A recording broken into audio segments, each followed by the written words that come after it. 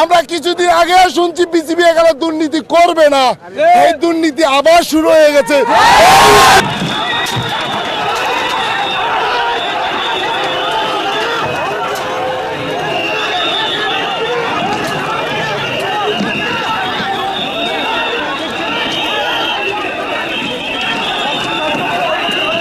যদি করতে হয় তাহলে আমাদের লাশের উপর দিয়ে করবে।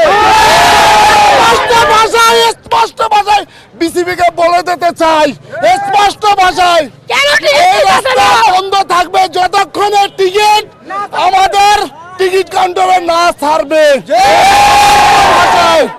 আমরা সুন্দর করে বিসিবিকে জানাই দিতে চাই, আমরা কিছুদিন আগে শুনছি বিসিবি এখানে দুর্নীতি করবে না, এই দুর্নীতি আবার শুরু হয়ে গেছে। আমরা দুর্নীতি মানবো না। আমরা